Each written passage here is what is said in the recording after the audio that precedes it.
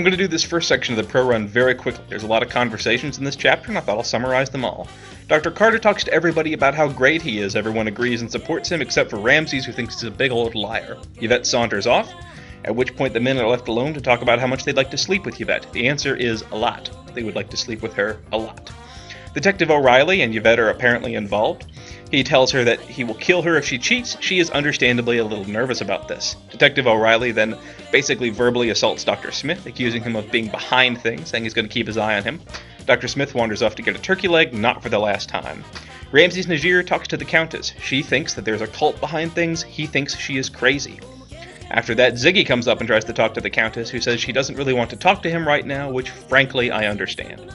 Ziggy then saunters over and apparently tries to strike up a conversation with Yvette, who he knows from somewhere.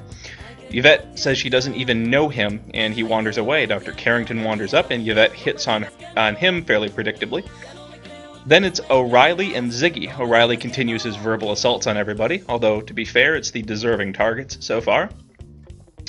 He asks he says, look who the leprechaun's dragged in, which is, I guess, racist towards himself somehow. Anyway, it sails right over Ziggy's head, which is not surprising because he is a deformed, stunted little man. Kind of an ogre or kind of a halfling. Anyway, Yvette talks to the Egyptians and tiresomely hits on them.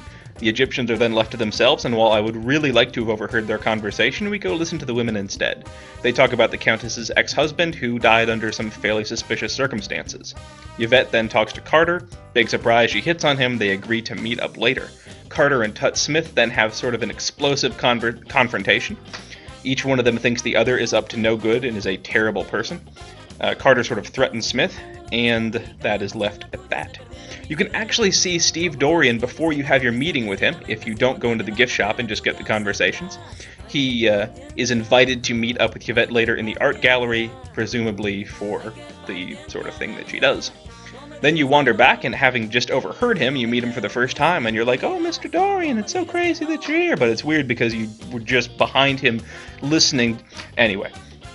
The other thing to do, I showed off in the first video, which is to go see the Dagger, the unmarked one in the gift shop. After that, there's not really much to do after you see those conversations, except if you've picked up the water glass, except to wander back here. Touching this case will not affect anything. I always do it because you get this terrible pun. I love it, but it is the worst thing in the world. Now we approach the crime scene and the only other source of points in this chapter. Obviously, you want to look at this Ankh down here. Besides being an Ankh, it has PS engraved on it, which seems a little too much on the nose, accusing Dr. Tut Smith. It is known that he did hate Dr. Carter, so I guess that, maybe it's just a really obvious clue. This is hard for me to look at for some reason, but it is apparently a high-heeled shoe in blood, presumably not from Dr. Smith, unless things are very different than I thought. And when we look in here, oh goodness me, it is the dead body of Dr. Pippin Carter stabbed through the chest. Now the only thing it actually counts as points is if you notice that there is a notebook in his jacket. This is the only time, by the way, that you have to get that. Everything else is just sort of nice for our edification. You can see that he wasn't in a struggle. There was actually one clue that Bundefund and Skippy missed. I didn't think there were any, but if you examine his lapel with a magnifying glass, you'll see it looks like there is a grape juice stain on it. Now, there's a ton of clues, so, it could be anything on him. The fact that he wasn't in a fight, the shoe, the Ankh, the grape juice, that could mean a lot, or it could mean nothing, but we will file it away for later. That is our good job message. However, if you happen to not look in the gift shop and find the Dagger of Amon-Ra, totally miss the Ankh that's lying there on the ground, the game pretty much throws you that one, so you have no excuse, and do not find the notebook, as soon as you look away, sure enough, Detective O'Reilly will wander right on up, and we will end the chapter. It gives you this conciliatory message. Now, on to the questions.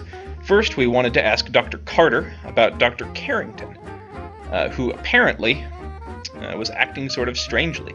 And we can see that, in fact, they have met in the past, which seems to indicate that everything is fine. Presumably Dr. Carter would remember Dr. Carrington. Dr. Carrington does not remember Dr. Carter, and he looks a bit different. Memory is getting bad and he's getting older. So, for whatever that's worth, there is something maybe a little strange there. Or maybe not. Dr. Carter doesn't seem like the type who would really remember people very well. We also wanted to ask him about Ziggy and see what he thought about that person. I agree, I think it is sort of an unfortunate name, but then he's sort of an unfortunate person all told. Now we wanted to ask the ladies what they all thought about Dr. Carter. They will, of course, have some different opinions after the death, but for now, Yvette is pretty much towing the party line. She thinks he's sort of a handsome person. I was going to say rake.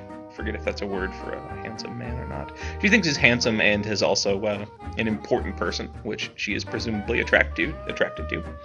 Much like she's attracted to unimportant people, as it happens. She's just attracted to people. We haven't talked it much to Dr. Miklos. She has some very interesting opinions about Dr. Carter. She seems to think that his work has greater significance than the personal fame which he seems to be gleaning from it. She is sort of a cipher at this point in time. She seems amiable enough, although death-obsessed. Who can tell how far that goes? As you can see here, I'm having a lot of trouble talking to her. This illustrates one of the problems. You frequently plop right in front of people, and then you can't easily ask them a second question. I was going to ask her about the burglary because we haven't talked to her too much. The burglary is one of those questions where Laura has some little dialogue. It's the same as when you ask people about 1926. I don't know why those are the only two questions that happens for. I like Dr. Miklos' answer here. Who would want to steal it? Well, it's a priceless artifact. Everyone would want to steal it. It's also an unknown alloy that can cut through bone like butter. And that is the kind of thing that would interest Dr. Miklos, you have to admit. And she seems to go for the obvious choice. Dr. Smith and Mr. Najir both very much wanted it to return to their countries of origin, to Egypt. However, she thinks they're too upset to have actually been the thief themselves. However, that would be a good way to throw people off the scent. Stomping around and being very upset about a theft might well throw yourself off the trail. I cannot tell you what was going on there, because apparently the game went crazy. However, we pressed on, we soldiered on. We only had one more person to ask our questions to. That, of course, was the Countess Lavinia Waldorf Carleton, who we will interrogate about Dr. Carter. She doesn't really have much to say. Mrs. Waldorf Carleton seems to be sort of a tough nut to crack. It's hard to exactly know what she thinks about anything because her responses are just sort of blandly gregarious. Oh, I think everything is wonderful. I'm a rich old person. So, who knows exactly what she thinks? Well, that is that for the pro run for this chapter. So thanks for tuning in, and I'll see you guys soon in the speakeasy and then the video for next chapter.